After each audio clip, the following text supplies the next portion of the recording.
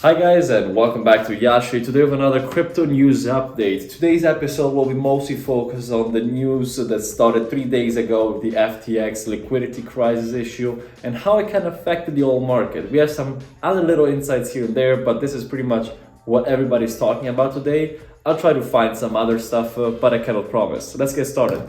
Bitcoin dips below 17K after Binance said that they would waive what they mentioned yesterday, which was helping FTX with liquidity. So 2 days ago, FTX, because of a release of one of their companies, Alameda Research, was found to have liquidity problems. Binance kind of said that they would liquidate their FTX tokens, FTT tokens because of that. People got scared, everybody started liquidating, and the coin price dropped more than 80% in a matter of hours. Binance then said that they would buy them out and help them out to survive, which kind of pumped the whole market. Everybody was like, this is a genius move. But finally, today, Binance released a waiver of what they just mentioned yesterday. So this kind of scared the heck about the whole market, and this is why we see a lot of coins now dipping.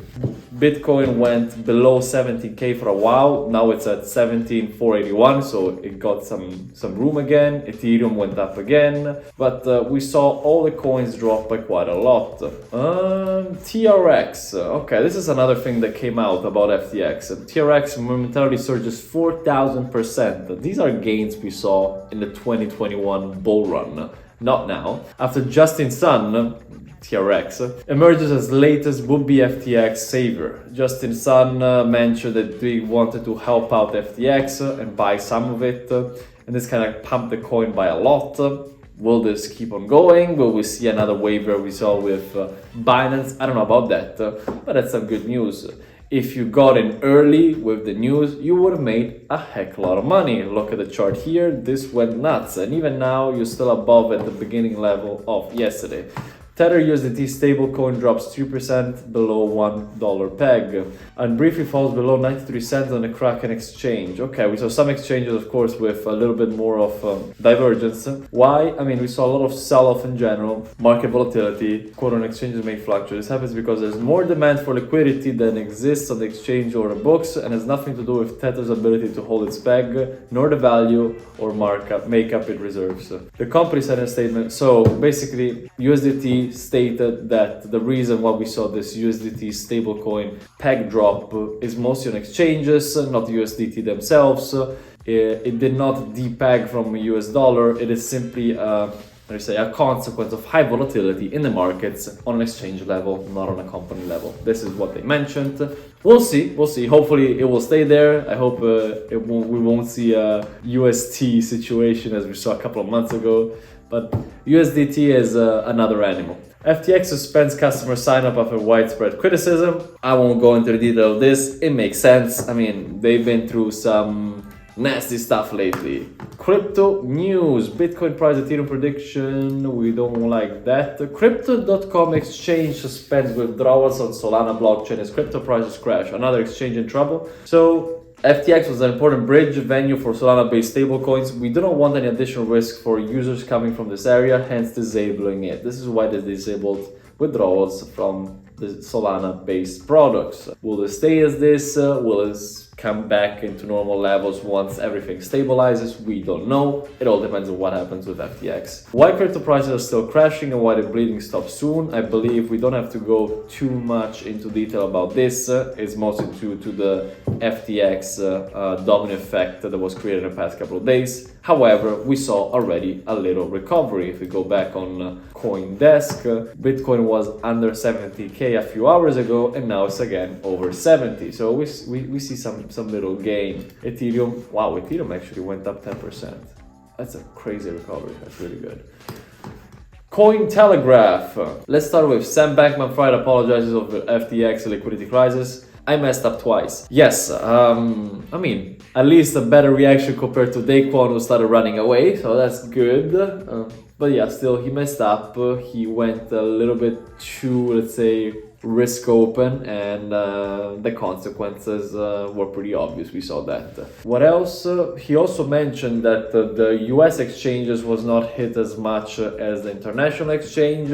We need to prove that. We need to open up and see if that is true. At some points, I might have more to say about a particular sparring partner, so to speak, but you know, glass houses for now. So for now, I'll say is well played, you won. Bitcoin miners' next trigger. This is a big one. Bitcoin miners' next trigger for BTC price crashes, outflows hit multi-million month highs. Guys, in 2021, Bitcoin was going so crazy that Bitcoin miners, especially bigger, smaller and bigger companies, started taking out loans to buy miners to mine Bitcoin. When Bitcoin was high, this was a sustainable model as mining would pay for itself and would pay for the loans. As Bitcoin now reached a level where producing Bitcoin is more expensive than the Bitcoin itself, it's not sustainable anymore and these companies are getting losses. As they get margin called or foreclosure called if you're talking in real estate terms, less and less miners will be there, transactions will be slower. Bitcoin might be at risk of becoming a very slow and obsolete company if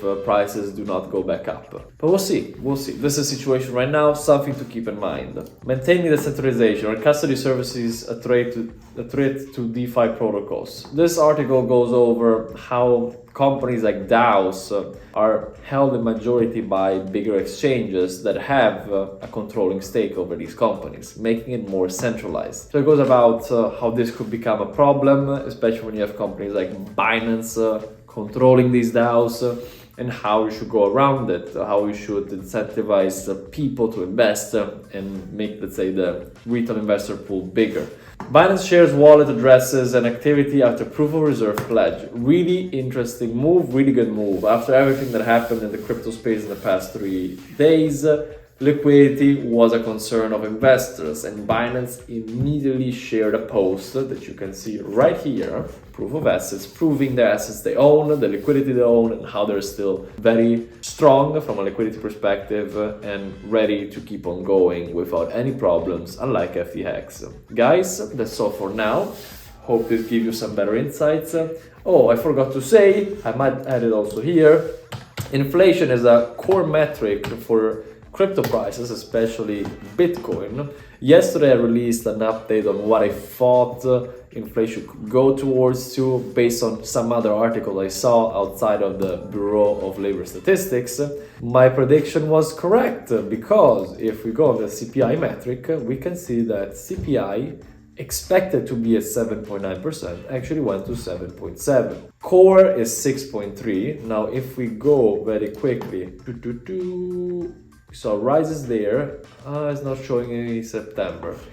We went under September. So is this a reversal? I don't know. Fact is that many metrics that we see here are partially from end of September and mid-October and do not include some major price changes across some industry, like for example freight and shipping. Because if we go on services, we see that transportation is still a major impactful factor in inflation, and we also know that shipping rates dropped 70% on average across all of America, container shipping, flight shipping, a little bit of everything. So it's not reflected here yet. It means that the data that I read on the articles yesterday was a little bit more recent. Guys, that's all for now. Thank you for watching. Ciao!